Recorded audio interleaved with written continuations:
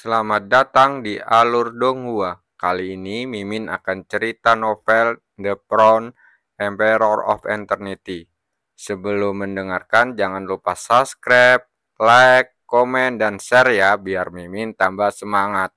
Selamat mendengarkan. Melanjutkan episode sebelumnya, aku ingin tahu apa yang ada di sini yang bisa menarik begitu banyak orang. Ratu Feng menoleh untuk melihat makam yang menjulang tinggi di depannya. Ekspresi matanya berkedip-kedip. Meskipun sebagian besar kekuatan yang memasuki makam dewa dan iblis mengetahui keberadaan makam ini, hanya sedikit orang yang benar-benar mengetahui apa yang ada di dalamnya. Mendengar pertanyaan ini, mata Cukuang Seng langsung tergerak dan kilatan cemerlang melintas di matanya. Dia masih akan mempercayai jika orang biasa tidak tahu apapun yang ada di makam ini. Tetapi orang-orang dari istana dewa dan iblis pasti sudah tahu bahwa tujuan perjalanan Helan Tiang mungkin sama dengannya. Mereka semua datang ke sini untuk seni bela diri itu. Aku ingin tahu apakah orang-orang dari Sekte Tianding tahu tentang hal ini. Semakin banyak orang yang mengarahkan pandangan pada seni bela diri itu, semakin besar kerugian yang akan dialaminya. Mari kita lihat situasinya dulu. Cukuang Seng menghela nafas ringan, lalu mengepalkan tangannya pelan dan ada cahaya aneh di matanya. Seni bela diri itu telah meninggalkan jejak kehidupannya sebelumnya. Jika dia benar-benar bisa melihatnya lagi, dia pasti akan menjadi orang yang memiliki peluang terbaik untuk mendapatkannya. Tiba-tiba, angin tertiup kencang. Seberkas cahaya dari kejauhan semakin membesar. Dengan cepat muncul di hadapan semua orang. Helan Ringtian dari istana dewa dan iblis. Ketika cahaya berangsur-angsur menjadi lebih jelas, wajah muda muncul di mata semua orang. Tidak heran mereka seperti ini. Nama Helan Ringtian terlalu terkenal. Dan semua orang di benua dewa dan iblis mengenalnya. Cukuang Seng melihat seorang pemuda berpakaian biru muda muncul di udara di luar makam. Pria itu memiliki wajah yang tampan, alisnya seperti alis pedang, dan matanya yang cerah. Auranya yang tajam terpancar dari seluruh tubuhnya. Namun yang paling menarik perhatiannya adalah pedang besar yang berada di punggung pemuda itu. Panjangnya lebih dari 2 kali tingginya pemuda itu, yang membuatnya terlihat agak aneh. Helan Ringtian, dia perlahan mengepalkan kedua telapak tangannya. Matanya memancarkan pandangan dingin. Hari ini, tidak peduli apakah itu karena dendam di kehidupan sebelumnya, atau demi ilmu bela diri yang menantang surga, dia akan bertarung dengan Helan Ringtian, yang dikenal sebagai jenius nomor 1 di seluruh benua dewa dan iblis, untuk melihat siapa yang dapat bertahan sampai akhir. Istana dewa dan iblis, dendam di antara kita dimulai dengan Helan Ringtian. Cukuang Seng menarik nafas dalam-dalam, tetapi niat membunuh di hatinya tidak dapat sepenuhnya ditekan. Seolah merasakan ada niat membunuh, tatapan Helan Ringtian terbalik dan menembus kehampaan tertuju padanya. Kamu sungguh berani. Dia menatap wajah Cukuang Seng yang tampak tenang, tetapi sebenarnya penuh dengan emosi. Setelah bertahun-tahun, seseorang yang telah menyinggung istana dewa dan iblis berani muncul di depan Helan Ringtian untuk kedua kalinya. Ini adalah pertama kalinya dia bertemu orang seperti itu. Cukuang Seng mengangkat sudut mulutnya. Aku selalu sangat berani. Setidaknya saat menghadapi anjing-anjing dari istana dewa dan iblis. Terjadi kehebohan saat Cukuang Seng berbicara. Dan banyak orang yang tampak lilung. Orang ini terlalu ceroboh. Sampai-sampai dia tidak menganggap serius seluruh istana dewa dan iblis. Bajingan kecil ini. Baijian dari dinasti Gajah Suci menatap Cu Kuangseng dengan wajah muram. Dasar orang yang tidak tahu tingginya langit, berani pamer di depan Helan Lingtian. Bahkan dia takut terhadap jenius nomor 1 istana dewa dan iblis ini, karena tahu bahwa dia bukan tandingannya. Di tengah keributan itu, Helan Lingtian tampak tersenyum. Pedang hijau di belakangnya mengeluarkan suara keras, dan energi pedang yang tajam membumbung ke langit. Dia orang yang cari mati. Senyum di wajahnya langsung menghilang, dan ribuan energi pedang tiba-tiba menembus ruang, lalu menyelimuti Cu Kuangseng dari segala arah. Kecepatan energi pedang ini sangat cepat, dan dalam sekejap memasuki jarak 100 kaki dari Cu Kuangseng. Tiba-tiba suara naga meraung, dan cahaya merah darah melintas di mata Cu Kuangseng. Hembusan angin kencang menerjang seperti badai.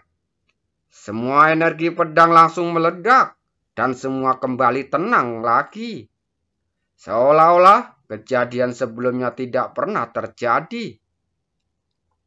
Tidak perlu tes yang membosankan seperti ini.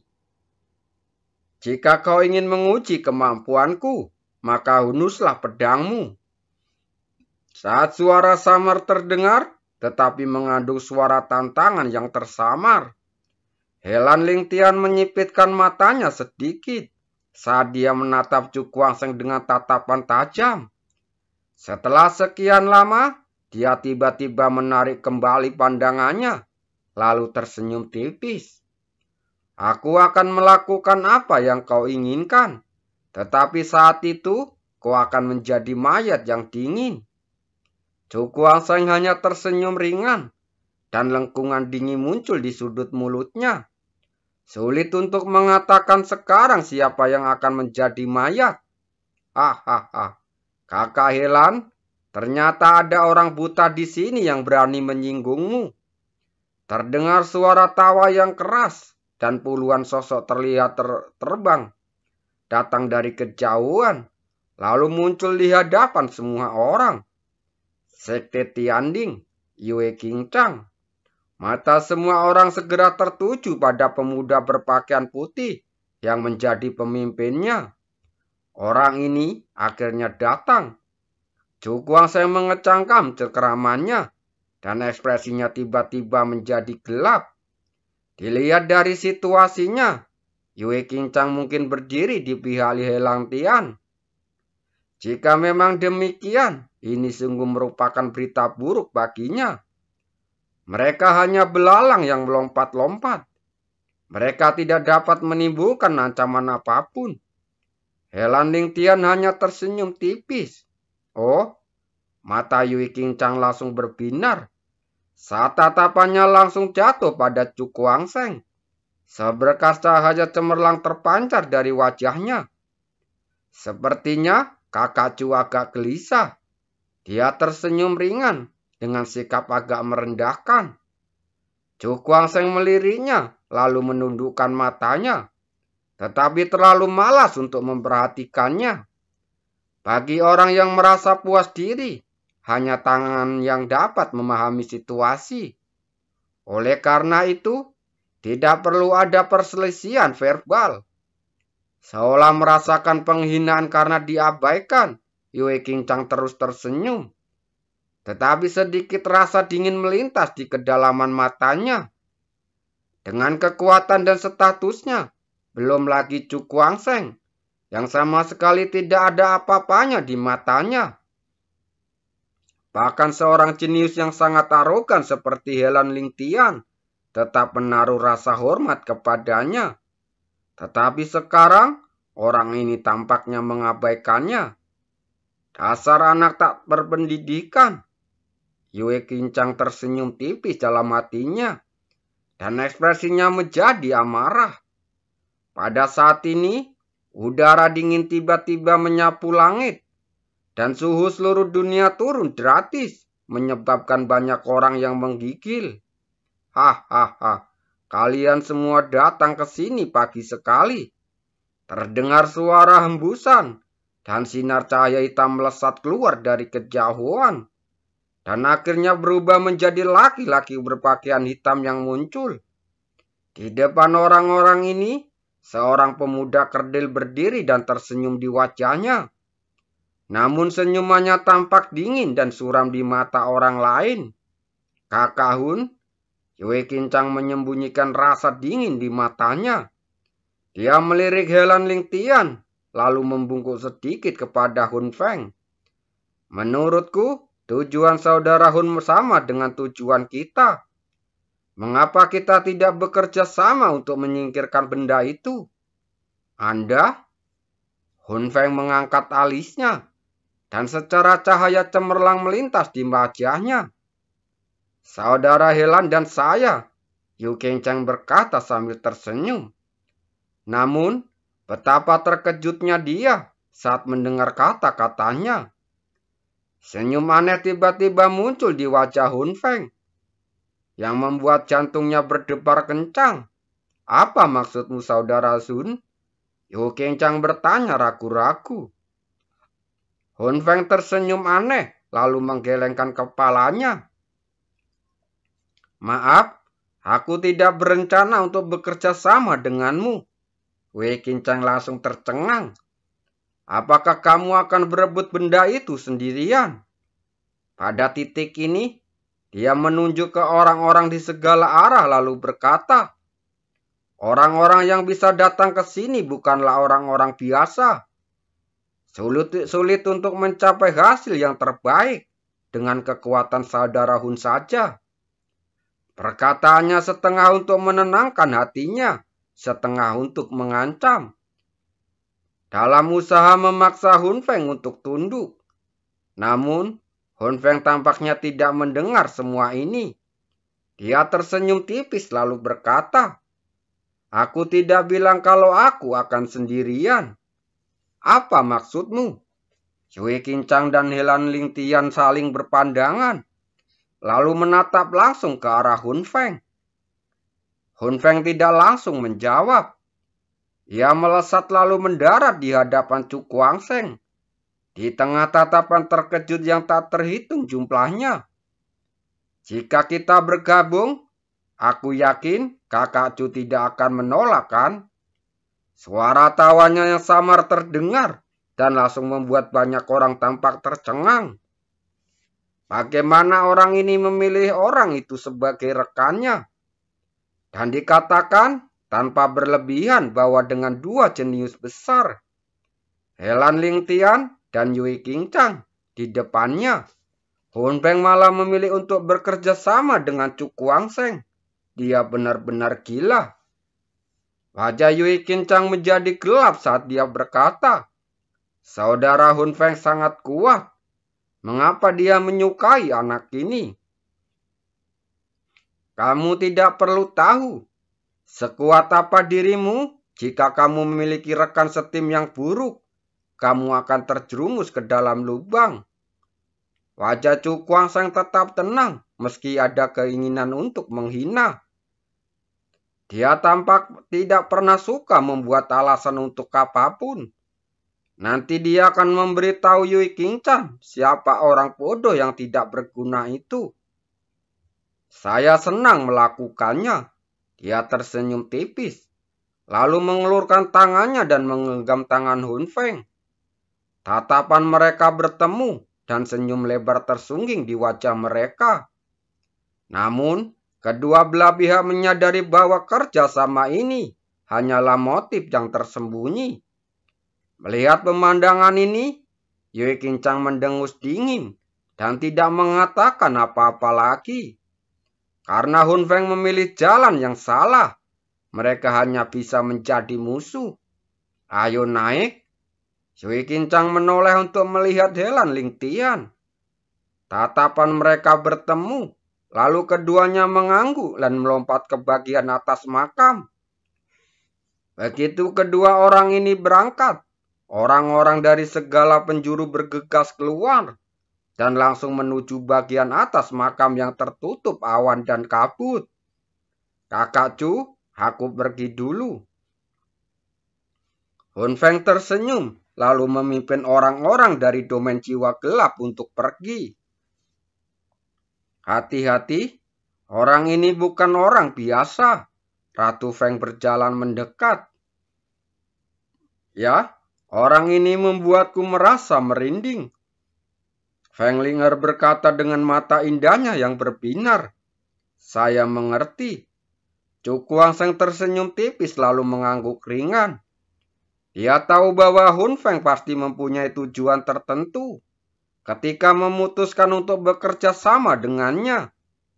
Ia melakukan hal yang sama, ingin menggunakan kekuatannya untuk membantunya menghadapi Yue Qinchan dan Helan Lingtian. Pada analis terakhir, mereka hanya mempunyai motif tersembunyi dan mencari keuntungan pribadi. Adapun siapa yang akan menjadi pecundang pada akhirnya, semua tergantung pada siapa di antara mereka yang menggali lubang yang cukup besar untuk mengubur seseorang. Ayo pergi. Chu Kuangseng melambaikan tangannya, lalu mereka bertiga melompat keluar dan menyerbu kerumunan. Setelah melewati awan yang kabut tebal, tak lama kemudian, pemandangan di depan tiba-tiba menjadi luas. Ada hamparan ruang angkasa yang luasnya mencapai puluhan ribu kaki, tanpa awan ataupun kabut sedikit pun. Apa itu? Mata Ratu Feng langsung tertuju padanya. Dia mengangkat kepalanya dan menatap ke suatu tempat di depan. Ekspresinya tiba-tiba berubah. Di hadapannya, ia melihat puncak makam, seakan-akan tergantung di lautan awan. Di atas terdapat tanah kerikil datar terbentuk persegi. Ada 4 peti mati hitam mengelilingi alun-alun. Aura dingin terpancar darinya yang membuat orang merasa merinding. Bukan hanya dia saja, semua orang yang datang ke sini pun langsung melihat ke-4 peti mati itu. Dan ekspresi mereka pun terlihat terkejut. Mungkinkah harta karun dikabarkan itu ada di dalam ke-4 peti mati ini? Banyak sekali mata yang berapi-api dan tampak rakus, serta bersemangat untuk mencoba. Ekspresi Chu Kuangseng tetap tenang. Dia melirik ke-4 peti mati hitam dan matanya tiba-tiba lebih fokus. Sebab di atas ke-4 peti mati itu, ia melihat 4 alur berukuran sedang. Bentuk alurnya tampak familiar, seolah menara dewa dan iblis.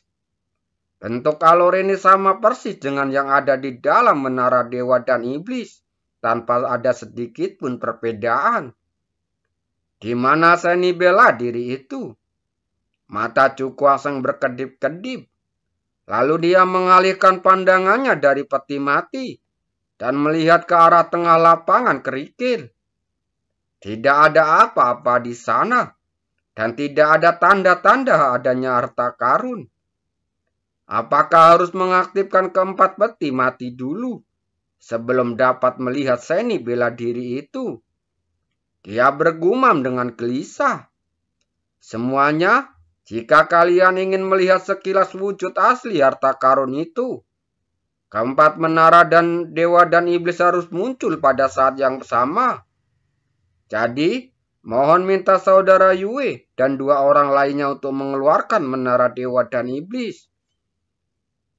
Tiba-tiba, terdengar suara samar Helan Lingtian, menarik perhatian semua orang. Terima kasih.